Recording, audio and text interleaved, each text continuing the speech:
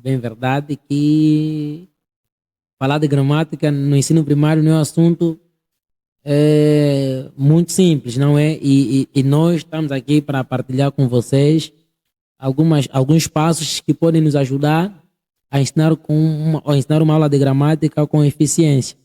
O ensino da gramática é circunstancial, focando-se, dependendo-se do texto. O método, neste caso, é indutivo-dedutivo. Trouxemos aqui uma aula, né? Uma aula para exemplificar como é que o professor pode dar uma aula de gramática no ensino primário, nesse caso, partindo da segunda, terceira, quarta, quinta e sexta.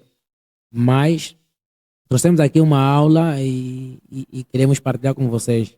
Temos aí o tema, o bloco gramatical, o subtema, os adjetivos.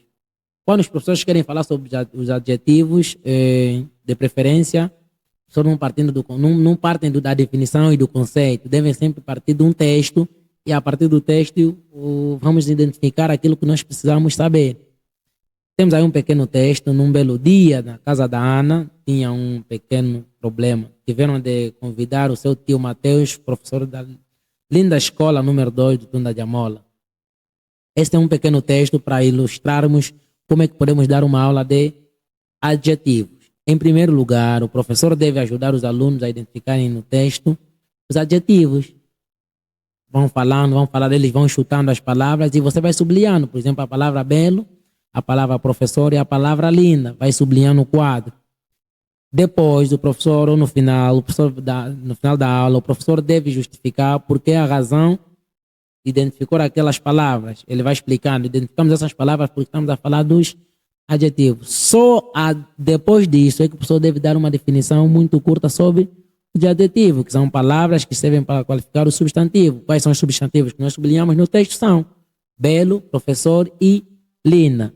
Assim, nós estamos em condições de fazermos uma análise que os alunos conseguiram perceber do que estávamos a falar. Pelo menos quando eles se depararem com essas palavras, já vão saber que essa palavra chama-se um adjetivo, porque vai qualificar o substantivo. A palavra professor, a palavra linda. Então, é sempre bom o professor partir do que dá uma aula de gramática.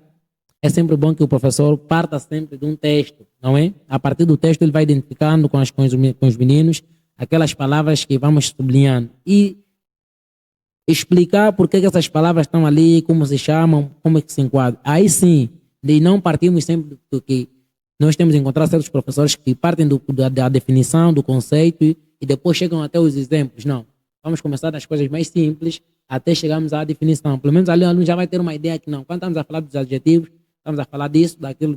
Consegue ter uma ideia muito mais abrangente.